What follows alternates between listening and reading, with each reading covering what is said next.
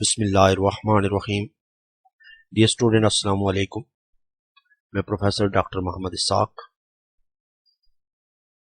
Biology practical based assessment class 10th video lecture 2 के साथ। Dear student, जिस तरह लास्ट लेक्चर्स के अंदर मैंने आपसे डिस्कस किया था कि हम 5 से 6 वीडियो लेक्चर्स के अंदर आपकी क्लास 10th का सारा प्रैक्टिकल बेस्ड असेसमेंट का जो कंटेंट है इंशाल्लाह हम डिटेल के साथ इसको कवर करेंगे। इस सिलसिले में बेटा आज के लेक्चर के अंदर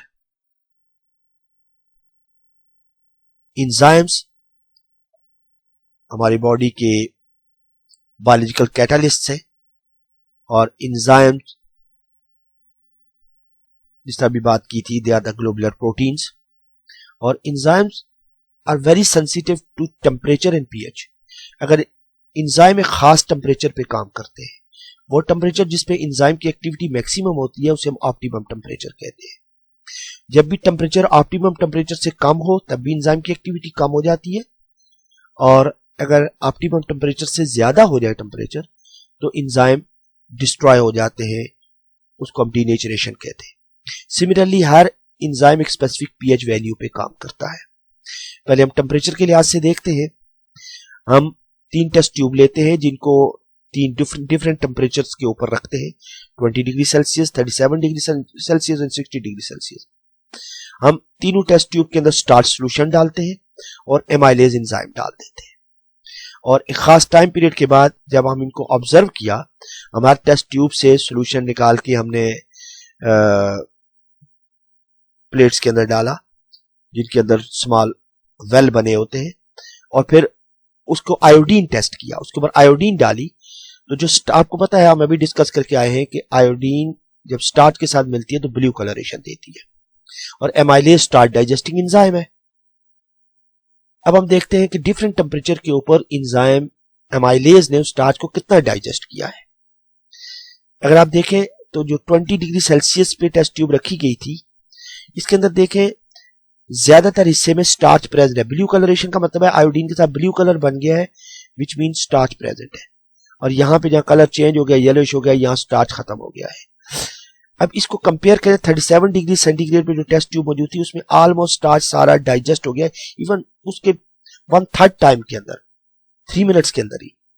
तो इस पे इसकी एमाइलेज एंजाइम की एक्टिविटी जो थी वो मैक्सिमम थी, जबकि लो टेम्परेचर के ऊपर एंजाइम काम कर रहा है लेकिन स्लो काम कर रहा है।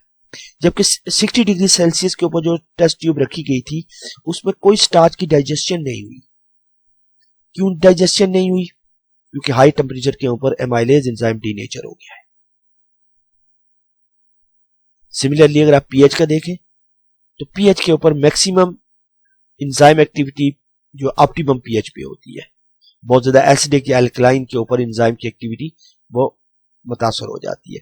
जैसे सेम एमाइलेज एंजाइम उसी एक्सपेरिमेंट को हम पीएच के लिहाज से देखें लेकिन टेम्परेचर बाकी फैक्टर को कांस्टेंट रख के, तो आप देखेंगे कि पीएच 5 के ऊपर इसकी एक्टिविटी बहुत कम हुई है, 9 पे मैक्सिमम हुई है, जबकि 14 पे ऑलमोस्ट 0 है। ये कुछ प्रिकॉशंस हैं जो आपने करनी है कि एंजाइम और सबस्ट्रेट की कंसंट्रेशन जब भी यूज करें तो इक्वल हो, टेम्परेचर कांस्टेंट रखें पीएच वाले के केस में, और जब आप इन टेम्परेचर वाला कर रहे थे तो वहां पीएच को कांस्टेंट रखनी है अपने, तो इन फैक्टर को ध्यान में रखना है। ये बेटा एक मॉडल पेपर है जो अभी आपसे बायोकेमिकल टेस्ट डिस्कस की है, इन्हीं से रिलेटेड है। अब देखें एक अननोन सॉल्यूशन आपको दिया गया है, फोकस कीजिएगा इधर, और इसके मुख्तलिफ टेस्ट किए गए हैं।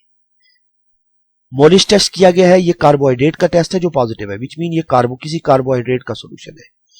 लेकिन बेनेडिक्ट टेस्ट जो ग्लूकोज के लिए होता है वो ये देखें वो नेगेटिव आया है। दिस मीन कि ग्लूकोज तो नहीं है, कोई कार्बोहाइड्रेट लेकिन ग्लूकोज नहीं है। कोई भी फिगर जो गिवन है इस तरह आपने उसे एनालाइज करना है। फीलिंग टेस्ट प्रोटीन का टेस्ट है जो नेगेटिव आ रहा है, इसका मतलब प्रोटीन सोल्यूशन नहीं है।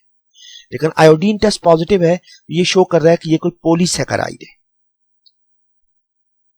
और आगे देखें वो बता रहे हैं कि ये डार्क ब्लू कलरेशन है। दिस मीन कि आयोडीन, अभी हम पढ़ के आए हैं कि आयोडीन कौन सा पॉलीसैकेराइड आयोडीन के साथ डार्क ब्लू कलरेशन देता है। अब ये डेट स्टार्च। तो बेटा पहले इस वीडियो को यहां पास करके इन क्वेश्चन को पढ़ के इनके आंसर कीजिएगा, फिर इसके मैं सॉल्यूशन आपको बता रहा हूं फिर वो देखिएगा। जैसे पहला है the unknown solution is the solution of which biological molecule and why.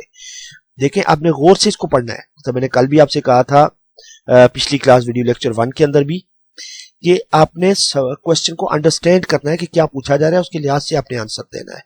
अब देखें इसमें दो बातें पूछी जा रही है कि ये सॉल्यूशन किस बायोलॉजिकल मॉलिक्यूल का है और वाई, क्यों आप ऐसा क्यों सोच रहे हैं कि ये उसका है, तो रीजन देनी है साथ। तो बेटा देखो इस तरह आपने आंसर करना है फिर इसका कि unknown solution is a starch और reason it give dark blue coloration with iodine. इस तरह करके आपके मार्क्स मिलेंगे, इस तरह आपने आंसर करना है जो गिवन स्पेस होगी। दूसरा है why unknown solution give negative Benedict test while positive iodine test, क्यों दे रहा है, तो ये इसका आंसर है बेटा कि because unknown solution does not contain glucose, glucose नहीं है तो नेगेटिव बेनिफिट टेस्ट नेगेटिव आ गया है, hence negative Benedict test. While starch is present so positive iodine test. आगे है रेड कलरेशन, अगर इसकी जगह ब्लू की रेड कलरेशन आ जाए तो फिर हमारा ग्लाइकोजन प्रेजेंट होता। और लास्ट में कार्बोहाइड्रेट के सोर्सेज है, किस किस फूड आइटम से आपको मिल सकता है।